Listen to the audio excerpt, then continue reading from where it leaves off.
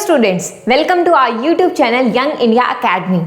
My name is Divya और आज की इस वीडियो में हम बात करने वाले हैं आपका जो प्रारंभ स्कॉलरशिप टेस्ट 2 हुआ था आपके कॉलेज में, KVDAV कॉलेज में, उसके पेपर एनालिसिस के बारे में। और मैं आपको बताने वाली हूँ आज जीएस के क्वेश्चंस जो आपके टोटल हैं 25 क्वेश्चंस, तो उनको आज इस वीडियो में हम विद आंसर की डिस्कस करने वाले हैं और एक्सप्लेनेशन के साथ। तो हमारे साथ जुड़िए रहिए और जिनके भी आंसर सही हैं वो प्लीज़ लाइक करिएगा और कमेंट सेक्शन में बताना कि आपने कितना स्कोर किया है आउट ऑफ 25 इन जीएस। ठीक है, तो बिना किसी देरी के हम स्टार्ट करते हैं। ठीक है, तो आपका जीएस का जो है वो थर्ड सेक्शन आता है। ठीक है, और अब 51 से आई थिंक आपके क्वेश्चन स्टार्ट हो जाते हैं। 51 से 75 तक आपके जीएस के क्वेश्चंस हैं और उन्हीं में से हम जो है आज डिस्कस करने वाले हैं इस एक वीडियो के अंदर। ठीक है, तो आपका पहला क्वेश्चन बात करता है which article of the Indian constitution deals with the abolition of the untouchability. ठीक है जी, तो एबोलिशन ऑफ द अनटचेबिलिटी किसके बारे में बात कर रहा है? ठीक है, देखो ये जितने भी आर्टिकल्स दिए गए हैं ये बात करते हैं fundamental rights of the Indian constitution. ठीक है, तो पहला जो है आपका ऑप्शन है आर्टिकल 14 जो बात करता है राइट टू इक्वालिटी के बारे में। नेक्स्ट आपका आर्टिकल आता है 15 जो राइट टू डिस्क्रिमिनेशन के बारे में बात करता है। ठीक है, कि डिस्क्रिमिनेशन नहीं होना चाहिए आपके साथ। 21 आता है आपका राइट टू लाइफ को जो है वो प्रोवाइड करता है आपको। और आर्टिकल 17 जो है वो आपका फंडामेंटल राइट है कि एबोलिशन ऑफ द अनटचेबिलिटी, यानी कि आपके साथ जो है वो अनटचेबिलिटी का जो आपका एक एबोलिशन जो अनटचेबिलिटी वाला होता है वो आपके साथ नहीं होना चाहिए, जो कहते हैं कि छुआछूत है या फिर इसको हम नहीं छुएंगे ये वाला। तो आपके पास ये राइट है कि आप इसके लिए जो है लड़ सकते हो अगर आपके साथ गलत हो रहा है। नेक्स्ट आपका क्वेश्चन है बेटा,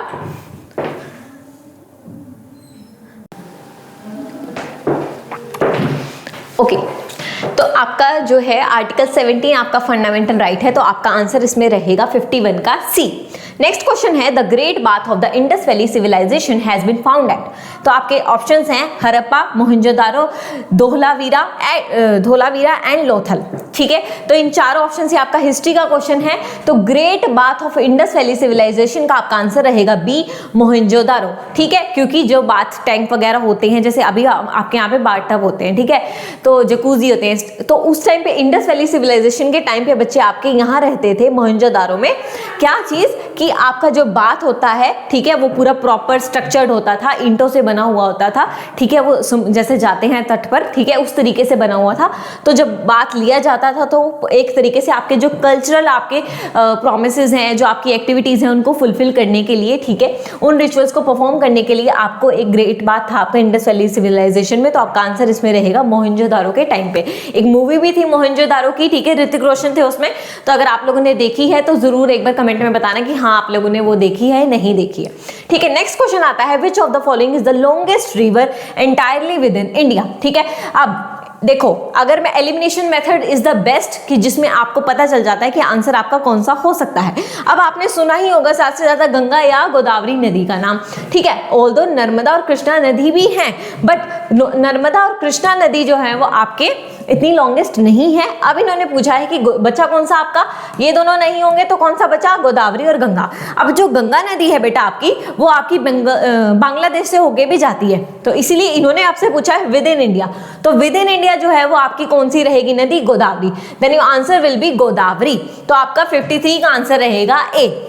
नेक्स्ट क्वेश्चन है आपका 54 what is the SI unit of the electric current. SI unit of electric current की क्या है? हमने बचपन से सुना है कि यूनिट्स होती हैं हर जो आपके फिजिक्स में आती हैं। ठीक है, तो वोल्ट जो होती है वो इलेक्ट्रिक करंट की होती है, ओम जो होती है वो रेजिस्टेंस की होती है, वॉट ये तो आपने डेफिनेटली सुना होगा। मैंने अगेन देखो आपने देखा होगा तो मैंने एलिमिनेशन मेथड यूज किया है। ठीक है, अब वॉट तो आपको पता ही होगा किससे है, तो ये पावर की एसआई यूनिट आपकी वॉट होती है। ठीक है, तो पावर आपने मूवी देखी है ना वो सुल्तान, उसमें आता है ना गाना लग गए 440 वॉट छूने से तेरे, तो करंट लग जाता है आपको। ठीक है, वो पावर ट्रांसफर हुई है, तो इसीलिए आपकी जो पावर की यूनिट होती है वो वॉट होती है। तो नेक्स्ट आपका आंसर एम्पियर रहेगा, जो इसकी इलेक्ट्रिक करंट की कौन सी यूनिट रहेगी, एम्पियर। तो यानी कि 54 का आंसर आपका रहेगा सी। ठीक है जी, नेक्स्ट आपका क्वेश्चन आता है, नेक्स्ट क्वेश्चन आपका 55, ये आपका हिस्ट्री से रिलेटेड है। ठीक है, हम इसे पढ़ेंगे कि the non cooperation movement was withdrawn after ठीक है। The non cooperation movement was withdrawn after which incident, कौन से इंसिडेंट के बाद नॉन कॉपरेशन मूवमेंट हुआ था, ठीक है। अब ये आपको जानने के लिए आपको ईयर्स पता होने जरूरी है। अब आपने सुना ही होगा, ठीक है, जलियांवाला बाग जो अमृतसर में हुआ था, ये नॉन कॉपरेशन मूवमेंट से पहले ही हो गया था 1919 में, ठीक है। नॉन कॉपरेशन मूवमेंट आपका 1920 में हुआ था, ठीक है जी। अब उसके बाद काकोरी कॉन्स्पिरेसी आपकी 1925 में हुई थी और बरदौली सत्याग्रह है ये 1925 में हुई थी और बरदौली सत्याग्रह आपका 1928 में हुआ था। यानी आपका आंसर हो जाएगा चोरी चोरा इंसिडेंट, ठीक है। इस इंसिडेंट में क्या हुआ था, जो पुलिस स्टेशन है वहां पे सेवरल लोगों को जो है वो नंबर ऑफ लोगों को मारा गया था, पुलिस वालों को किल किया गया था। तो आपका आंसर रहेगा कि नॉन कॉपरेशन मूवमेंट जो है वो इसने कौन से इंसिडेंट के से विड्रॉ कर लिया गया था, क्योंकि लोगों को मार दिया गया था। और अगर मार दिया गया है तो क्या हो रही है, उससे वायलेंस हो रही है और वायलेंस के लिए जो है वो महात्मा गांधी जी, ठीक है। इससे एक और चीज आती है, महात्मा जो गांधी जी हैं उन्होंने इन सबको इंसिडेंट को देखा था। तो ये महात्मा गांधी जी ने चाहा कि भाई वायलेंस नहीं होना चाहिए, क्योंकि वो नॉन वायलेंस जो है उसको क्या करते थे, प्रमोट करते थे। इसी वजह से वायलेंस हुई तो उन्होंने क्या कर दिया, विड्रॉ कर लिया, ठीक है जी। नेक्स्ट क्वेश्चन है आपका, the preamble of the Indian constitution was inspired by the constitution of, ठीक है जी। अब ये बात कर रहा है आपका पॉलिटी का अगेन क्वेश्चन है। आपने देखा होगा अभी तक पॉलिटी के और हिस्ट्री के और ज्योग्राफी के क्वेश्चन सारे हैं।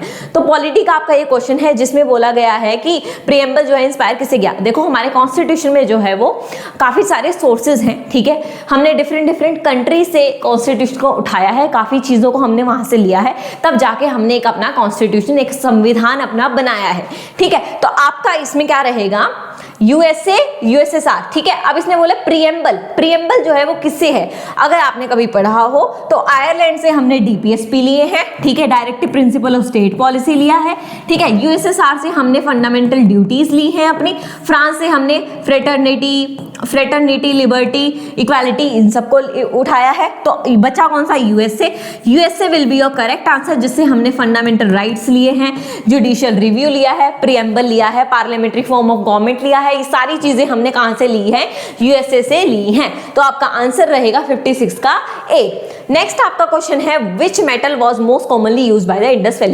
वैली पीपल, ठीक है। पुराने समय में जो है वो सिल्वर और गोल्ड तो देखो नहीं यूज किया जा सकता, ठीक है, ऑल्दो अपना देश था सोने की चिड़िया, बट अगर कॉमन पीपल जो है वो कॉमन इंडस वैली वाले लोग जो है वो सिल्वर और गोल्ड को जो है वो नहीं यूज करते थे कॉमनली। जो एक बात बताओ, बर्तनों को यूज करने के लिए, अगर ऑर्नामेंट्स हैं, इन सारी चीजों के लिए तो गोल्ड और सिल्वर रहेगा। तो डेफिनेटली आपका सी और डी तो नहीं होगा। आयरन जो आया था वो काफी बाद में आया था, ठीक है। जो कॉपर जो था ना, ठीक है, ये कॉपर जो है, कॉपर हो गया, स्टोन हो गया, ब्रोंज हो गया, ये सारी चीजों को ज्यादा यूज किया जाता था। तो आपका आंसर रहेगा इसमें बी, 57 का answer B, copper is the right answer, ठीक है। जिनका भी ये सही आंसर है वो जरूर कमेंट में लिखो कि हमारा आंसर सही है, और मुझे जरूर बताओ कि आप लोगों की जो है वो कितने स्कोर कर पा रहे हो आप जीएस में, ठीक है। नेक्स्ट आपका क्वेश्चन है, the tropic of cancer passes through how many states of India.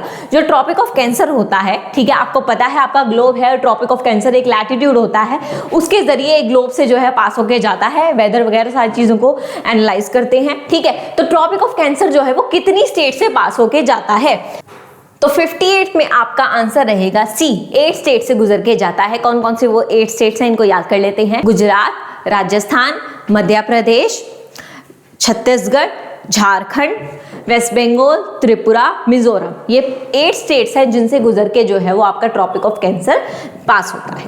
Next question है आपका 59, जो बात करता है which gas is release during photosynthesis. ये बचपन से हम सुनते आ रहे हैं कि कौन सी गैस जो है वो सन से हम लेते हैं, रिलीज होती है, ये सारी चीजें हैं, ठीक है। ये आपका साइंस का क्वेश्चन बनता है। तो देखो कार्बन डाइऑक्साइड तो इनटेक किया जाता है, तो ये तो ऑब्वियसली नहीं होगा। नाइट्रोजन का भी कोई दूर दूर तक लेना देना नहीं है। हाइड्रोजन जो है वो क्या है, नहीं है ये भी आंसर, क्योंकि हाइड्रोजन भी जो वाटर से मिलता है। तो सनलाइट से जो फोटोसिंथेसिस हम लेते हैं, प्लांट्स लेते हैं, तो उससे क्या रिलीज होता है, ऑक्सीजन। जब हम लेते हैं उससे तो वो इनटेक करते हैं कार्बन डाइऑक्साइड, और उसके बाद वो रिलीज क्या करते हैं, ऑक्सीजन। जैसे पीपल का पेड़ है वो क्या देता है, हमें ऑक्सीजन देता है। तो your right answer will B oxygen. Next question बात करता है, who founded the Indian national army. ये आपका हिस्ट्री का क्वेश्चन है, और इसका आंसर आपका रहेगा रास बिहारी बोस। देखो इंडियन नेशनल आर्मी जो है वो सबसे पहले तो वैसे काफ़ी सारे इसके फाउंडर्स रहे हैं, पर काफ़ी नाम सबसे पहले एक तो सीपी मोहन जी का आया और एक रास बिहारी बोस जी का भी इनका काफ़ी नाम आया। और सुभाष चंद्र बोस भी थे, बट उनसे पहले रास बिहारी बोस थे, ठीक है, और उनसे भी पहले सीपी मोहन थे। तो आपका इसका आंसर है बी। और इंडियन नेशनल आर्मी बनाने का पर्पस ये था कि जो भारत के लोग हैं वो अंग्रेजों के खिलाफ लड़ाई करेंगे, ठीक है, उनको भगाएंगे, ठीक है। तो उनको भगाने के लिए, उनके से लड़ने के लिए अपने देश की एक इंडियन नेशनल आर्मी बनाई जाएगी, एक फौज बनाई जाएगी अपने लोगों की, जो क्या करेंगे, अंग्रेजों के खिलाफ लड़ाई करके उन्हें क्या करेंगे, देश से भगा देंगे। तो आंसर है इसका बी, रास बिहारी बोस। नेक्स्ट क्वेश्चन है which schedule of the Indian constitution deal with the division of the powers between the union and states. इस क्वेश्चन में आपको मैं बता देती हूं, एक ये पॉलिटी का क्वेश्चन है आपका बच्चे, इसमें आपका आंसर रहेगा ए, ठीक है, इसका आंसर आपका रहेगा ए, 7th शेड्यूल में। देखो अपने पास 12 शेड्यूल होते हैं, उनमें से 7th शेड्यूल आता है। मैंने एक अगर मैं थोड़ा सा आप सुनना चाहोगे तो टीयर्स ऑफ ओल्ड पीएम में एक इसका वो होती है, हमने इसको याद कर रखा है इस तरीके से। तो टीयर्स ऑफ ओल्ड पीएम में TEARSOF, एफ आता है 7th नंबर पे, और एफ का मतलब होता है फेडरल। तो फेडरल का मतलब क्या करते हैं, जो हमने कनाडा से भी लिया है, फेडरल का मतलब होता है कि आप क्या कर रहे हो, पावर्स को डिवाइड कर रहे हो, ठीक है। अपने देश में एक सरकार है जो सेंट्रल लेवल पे है, एक स्टेट लेवल पे है, ठीक है, यूनियन है और स्टेट है। तो यूनियन और स्टेट में जब पावर्स डिवाइड हो रही है तो उसे हम डिसेंट्रलाइजेशन कहते हैं, जब पावर्स को डिवाइड किया जा रहा है। सेंट्रलाइजेशन तो होता है कि बंदे के हाथ में, ठीक है, ऑटोनॉमी की तरह, लेकिन डिसेंट्रलाइजेशन तो जब पावर्स का डिवीजन हो जाता है, और जब पावर्स का डिवीजन होता है तो उसे हम फेडरल स्टेट बोलते हैं। और फेडरल स्टेट आपका 7th शेड्यूल में आएगा, ठीक है। 8th शेड्यूल में आपकी लैंग्वेजेस आती है, 9th में आपका लैंड रिफॉर्म्स आता है, और 10th में आपका एंटी डिफेक्शन आता है, ठीक है। तो आपका आंसर इसमें है 7th शेड्यूल, ठीक है। नेक्स्ट क्वेश्चन है the dockyard of the Indus valley civilisation was located at. Dockyard जो है वो आपका कहां पे सिचुएटेड है, वो अस्माल लोथल में आएगा, ठीक है, जो मैरीटाइम और ट्रेड के लिए जो यूज किए जा रहे थे, तो उनमें डॉकयार्ड का नाम आता है। तो इंडस वैली सिविलाइजेशन, इसका 62 का आंसर रहेगा आपका डी।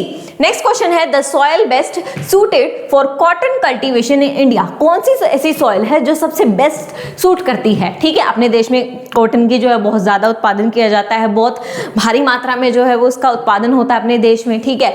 तो उसी तरीके से इसका आंसर आपका रहेगा ब्लैक सॉइल, इसको हम कॉटन सॉइल भी बोलते हैं, ठीक है। और ब्लैक सॉइल जो है इसलिए सबसे ज्यादा यूज की जाती है, सबसे ज्यादा सूट करती है। नेक्स्ट क्वेश्चन है the phenomenon of splitting of white light into its constituent colours is called, ठीक है। ये आपका साइंस का क्वेश्चन है, साइंस का क्वेश्चन है, इसमें आपका आंसर रहेगा डिस्पर्जन। डिस्पर्जन रहेगा जिससे एक जैसे प्रिज्म होता है ना, तो उसे लाइट ऐसे पास होके जाती है और उसके बाद रिफ्रैक्ट ऐसे करके डिस्पर्ज हो जाती है, ठीक है, फैल जाती है एक तरीके से, और वो फिर आपका क्या बन जाता है, विबग्योर, ठीक है। बचपन से हम सुनते आए हैं विबग्योर, ठीक है। Violet, indigo, blue, green, yellow, orange और रेड, विबग्योर काफी हमने याद किया हुआ है, ठीक है। तो डिस्पर्जन हो गया, तो आपका आंसर इसमें रहेगा 64 का ए, डिस्पर्जन। नेक्स्ट क्वेश्चन है आपका 65 the vernacular press act 1878 was introduced by. इसका आंसर है लॉर्ड लेटन। लॉर्ड लेटन जो है इसका आंसर है। नेक्स्ट क्वेश्चन है the concept of the judicial review in India is borrowed from the constitution. देखो कॉन्स्टिट्यूशन की जो सोर्सेज है काफी इंपॉर्टेंट है, अगेन कॉन्स्टिट्यूशन के सोर्सेज से क्वेश्चन पुट किया गया है। तो ब्रिटेन से हमने क्या लिया हुआ है, ब्रिटेन से हम क्या ले चुके हैं, हम पार्लियामेंट्री फॉर्म ऑफ गवर्नमेंट ले चुके हैं, सिंगल सिटीजनशिप का प्रोविजन भी हमने यहीं से लिया है। कनाडा से मैंने आपको बताया कि हमने क्या लिया हुआ है, फेडरल स्टेट का लिया हुआ है। ऑस्ट्रेलिया से हमने ट्रेड एंड कॉमर्स हो गए, जॉइंट सिटिंग हो गई, ये सब चीजें उठाई हैं। तो बचा कौन सा, यूएसए, और USA will be your right answer, ठीक है। तो यूएसए से हमने क्या ले रखे हैं, फंडामेंटल राइट्स ले रखे हैं, जुडिशियल रिव्यू ले रखा है, प्रीएम्बल भी ले रखा है, ठीक है, जो आपने के लास्ट क्वेश्चन में आंसर था, ठीक है। अब जुडिशियल रिव्यू हो गया यूएसए से, ये आपके कॉन्स्टिट्यूशन का क्वेश्चन था, इंडियन पॉलिटी का क्वेश्चन था, तो आपको जरूर सोर्सेज ऑफ इंडियन कॉन्स्टिट्यूशन आने चाहिए। नेक्स्ट क्वेश्चन है 67 which Indus valley site is famous for its water management system. Water management system के लिए कौन सी साइट जो है सबसे बेस्ट है, वो आपका आंसर रहेगा C, Dholavira is the correct answer, ठीक है। नेक्स्ट क्वेश्चन है आपका which of the following mountains forms the northern northern boundary of the Deccan plateau. अब नॉर्थन बाउंड्री है तो इससे आप क्या एलिमिनेट कर सकते हो कि एक क्या होगा, एक एरिया होगा जो नॉर्थ साइड वाला होगा, ठीक है। अब ईस्ट और वेस्ट वाला तो जगह ही बदल गई, तो ये तो नहीं हो सकता। अरावली का आपको नॉर्थ वेस्ट साइड वाला एरिया आता है, नॉर्थ वेस्ट। अभी अरावली वाला जो आपके अरावली पहाड़ हैं, जो सबसे पुराने, हिमालय से भी पुराने पहाड़ हैं, इसके बारे में बहुत कंट्रोवर्सी हुई होगी, ठीक, कंट्रोवर्सी हुई थी, ये सुनी भी होगी आप लोगों ने, ठीक है। तो अरावली वाला जो एरिया, हिल्स वाला जो एरिया है, वो नॉर्थ वेस्ट में आता है। ईस्टर्न घाट्स ईस्टर्न में चले गए, वेस्टर्न घाट्स वेस्टर्न में चले गए, तो बचा कौन सा, सतपुरा, सतपुरा रेंज। देखो ये होता है एलिमिनेशन मेथड, जिसमें आप देखते हो कि ये आंसर नहीं हो सकता। जब मुझे लगता है कि ये आंसर नहीं हो सकता, तो बचा कौन सा, एक ही answer, Satpura range. Next question है which vitamin is synthesised in the human body when exposed to sunlight. कौन सा ऐसा जो विटामिन है, कौन सी ऐसी चीजें हैं जो हमें सन से जो एक्सपोज होने में मिलती हैं। कहते हैं ना धूप में बैठना चाहिए, बच्चे को धूप लगानी चाहिए वरना पीलिया हो जाएगा, ऐसे ऐसे करके बोला जाता है, ठीक है। और अगर मतलब छोटा बच्चा होता है उसको भी धूप देनी चाहिए हमें, और खुद भी सर्दियों में भी धूप लेनी चाहिए, गर्मियों में तो नहीं लेते, लेकिन सुबह की धूप अच्छी होती है, सनसेट वाली जो होती है। तो जो कौन सा विटामिन डी आएगा, बोलते हैं ना डॉक्टर्स की विटामिन डी की डेफिशिएंसी है इसके अंदर, ठीक है। ये जो है वो इसको धूप लेनी चाहिए, धूप सेकना चाहिए, लगे हाथ हम समझ लेते हैं। विटामिन B12 जो है वो मीट से, एनिमल्स के इससे जो है हम मिलता है, और विटामिन सी जो है फ्रूट्स एंड वेजिटेबल से मिलता है, और ये एक तरीके से मिक्सचर होता है, ठीक है। नेक्स्ट क्वेश्चन है the Lahore session 1929 of the Indian national Congress is significant because it declared, ठीक है। ये सिग्निफिकेंट क्यों है, क्योंकि इसने क्या डिक्लेयर किया था, क्या डिक्लेयर किया था इसने, नॉन कॉपरेशन मूवमेंट है, सिविल डिसोबीडियंस है, complete independence. Complete independence is the right answer, जिसमें इन्होंने इसको डिक्लेयर किया था। नॉन कॉपरेशन मूवमेंट आपका कौन से ईयर में आता है, मेरे को कमेंट सेक्शन में बताओ, ठीक है, बिकॉज मैं इससे पहले बता चुकी हूँ आपको। सिविल डिसोबीडियंस और डोमिनेंस स्टेटस भी आप मुझे बताएंगे। कंप्लीट इंडिपेंडेंस का मतलब होता है कि आपको क्या चाहिए, पूरे तरीके से आजादी चाहिए। जब अपने देश ने बोला था पूरे तरीके से आजादी चाहिए, तो यानी कि पूर्ण स्वराज, खुद का हमें राज चाहिए, खुद का स्वराज चाहिए, ठीक है। तो पूर्ण स्वराज भी जो है वो एक तरीके से ये लाइन जो है वो स्टार्ट की गई थी, ठीक है। पूर्ण स्वराज जो है वो ये आपका आया था 1930 में, ये वाला, ठीक है। और बाकियों के ईयर्स आप जो है वो मुझे बताएंगे। नेक्स्ट क्वेश्चन है आपका RBI was established under which act. RBI reserve bank of India जो है वो कौन से एक्ट के जरिए बना था, तो इसका आंसर है आपका आरबीआई एक्ट 1934 का। एक आपका है बैंकिंग रेगुलेशन एक्ट, इसमें काफी बच्चे कंफ्यूज रहते हैं, बट इसका आंसर बैंकिंग रेगुलेशन एक्ट 1949 नहीं है। इस एक्ट के जरिए जो है जितने भी बैंक्स हैं उनको रेगुलेट किया गया था, बट ये रेगुलेशन एक्ट इसमें नहीं आएगा, ठीक है जी। कंपनीज एक्ट तो आपको समझ आ ही रहा होगा, कंपनीज ऑपरेट करती हैं, देखती हैं, पेमेंट सेटलमेंट भी पेमेंट और सेटलमेंट को दिखता है। तो बचा कौन सा, आरबीआई एक्ट 1934, ठीक है। नेक्स्ट क्वेश्चन है which budget type is preferred during recession.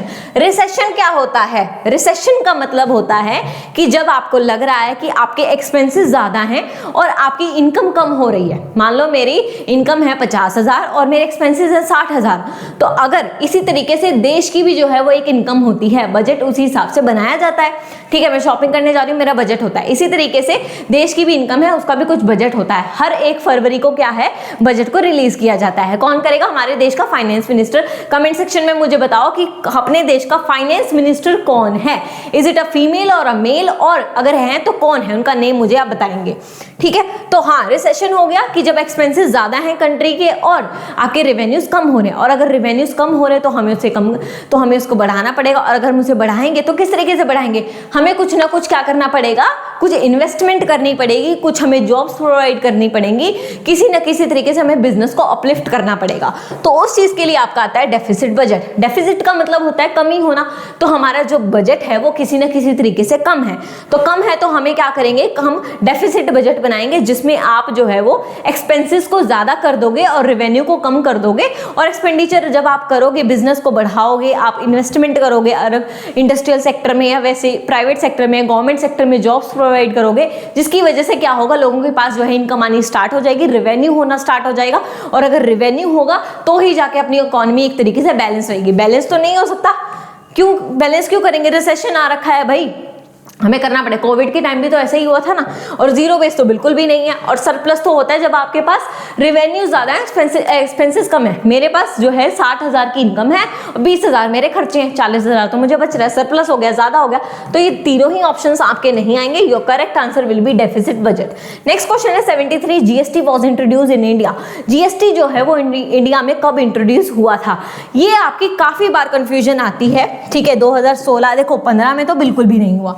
15 में तो मेरे ख्याल से नोटबंदी हुई थी, 15 में या 16 में। मुझे बताओ कमेंट में कि नोटबंदी कब हुई थी, हाहाकार कब मचा था, ठीक है। नोट कब जलाए गए थे, ठीक है। डीमोनेटाइजेशन कब हुआ था? 2016 में इसको इंट्रोड्यूस किया गया था एज दी फर्स्ट अमेंडमेंट, ठीक है। कहां? पार्लियामेंट में इंट्रोड्यूस किया गया, इसको इंट्रोड्यूस किया गया, ठीक है। तो ये पार्लियामेंट में सिर्फ इंट्रोड्यूस हुआ था। लेकिन 2017 में जो है इसको ऑफिशियली, जब 1 जुलाई 2017 में इसको ऑफिशियली अनाउंस कर दिया गया था कि हाँ जी अब तक जो है वो, जब तक हमारी 2016 में बात चली थी, ठीक है, लेकिन फाइनली 1 जुलाई 2017 से जो है GST goods and services tax को हम जो है वो क्या करने वाले हैं, इंप्लीमेंट करने वाले हैं। एंड डी भी आपका आंसर नहीं रहेगा, ठीक है। नेक्स्ट आता है आपका question, vote on account authorises. Vote on account authorises का मतलब क्या होता है? देखो, वोट ऑन अकाउंट ऑथराइज का मतलब सिंपल भाषा में है कि पार्लियामेंट से जो है वो गवर्नमेंट एक अपील करती है कि हमें जो है कुछ टाइम के लिए एक इस बजट में से पैसा चाहिए, इस कंसोलिडेटेड फंड ऑफ इंडिया में से, ठीक है। हमें एक कंसोलिडेटेड फंड ऑफ इंडिया भी हमारी एक बॉडी है जिससे मुझे पैसा चाहिए ताकि मैं जो अपने बजट है, अपने जो एक्सपेंसेस हैं उनको बैलेंस कर सकूं, जितना मेरा फुल बजट जब तक मेरा 1 तारीख को नहीं आ जाता। तो वो जो 1-2 महीने का टाइम पीरियड होता है, उस टाइम पीरियड में अपने एक्सपेंसेस को जो है वो खत्म करने के लिए, एक्सपेंसेस को पूरा करने के लिए पैसा मांगा जाता है कंसोलिडेटेड फंड ऑफ इंडिया से, सरकार के द्वारा, पार्लियामेंट से, ठीक है। तो ये समझ हुआ। तो अगर इससे मैं समझूं तो इसका आंसर क्या बनेगा? कोई नई स्कीम बनाई है? नहीं। क्या हमने किसी और से किसी से हमने उधार लिया है या हमने लिमिट्स लगाई हैं? नहीं लगाई जी, ठीक है। टैक्स में कुछ चेंजेस है? कोई चेंज नहीं हुआ। हमने तो क्या किया, एक्सपेंडिचर को जो है वो करने के लिए शॉर्ट पीरियड में, एक्सपेंडिचर को जो है शॉर्ट पीरियड के लिए हमें यूज करने के लिए हमने इससे मांगा है, एक तरीके से सरकार ने उधारी मांगी है। तो अब उस केस में क्या हो जाएगा? इसका आंसर बी हो जाएगा। नेक्स्ट लास्ट क्वेश्चन है आपका 75th, ठीक है, क्वेश्चन पेपर के जरिए, और हमारा 25th, ठीक है, जिसमें how many members in the monetary policy committee. Monetary policy committee के अंदर कितने जो मेंबर्स हैं वो क्या होते हैं, आते हैं? तो इसका आंसर आपका रहेगा सी, 6 मेंबर्स रहते हैं। 3 आरबीआई के मेंबर्स होते हैं, 3 गवर्नमेंट ऑफिशियल्स होते हैं। तो टोटल मिला के आपके जो है आरबीआई और गवर्नमेंट ऑफिशियल्स के मिला के कौन से हो जाएंगे? आपके गवर्नमेंट ऑफिशियल्स को मिला के आपके 6 मेंबर्स आ जाएंगे। तो this is the your final, जो आप ये आंसर की है, ये आपके सभी फाइनल आंसर्स हैं। किसी को भी किसी क्वेश्चन में डाउट है, मुझे कमेंट सेक्शन में बता सकता है वो बच्चा। अपने स्कोर्स मुझे जरूर मेंशन करो कि आपके कितने मार्क्स आए हैं। मैम बताओ कि मेरे इतने नंबर आए हैं, या आपको कोई क्वेश्चन में डाउट लगता है तो आप मुझे वो भी कमेंट सेक्शन में बता सकते हो कि मैम मैंने तो इस सोच से इस आंसर को मार्क किया था। तो आप मुझे कमेंट सेक्शन में बताना, और कुछ भी अगर डाउट लगता है तो हम आपके लिए हमेशा अवेलेबल हैं, ठीक है। और आई होप आप लोगों ने इसमें जितना मुझे एक्सपेक्टेंसी है, ये मुश्किल तो नहीं था पेपर, ठीक है। तो 25 में से मैं जितना समझ पा रही हूँ तो आप लोगों के 20+ तो होने ही चाहिए, ठीक है, ऑन एन एवरेज। ये ज़्यादा से ज़्यादा 18 से 20 के बीच में आपके नंबर आने चाहिए, मैं जितना एक्सपेक्ट करती हूँ। बाकी आप लोग मुझे कमेंट सेक्शन में बताना कि जिसके जितने भी नंबर हैं वो मुझे बताएं, और इस वीडियो को ज़रूर लाइक करो, ठीक है। और आई होप आप सबका एग्जाम अच्छा रहा होगा, और and all the best everyone for your result, जो कि डिक्लेयर होने वाला है 28 जनवरी को। तो आप लोग एक्साइटेड रहो, और हम लोग भी अपना काम कर रहे हैं, ठीक है। तब तक के लिए बाय बाय, टेक केयर।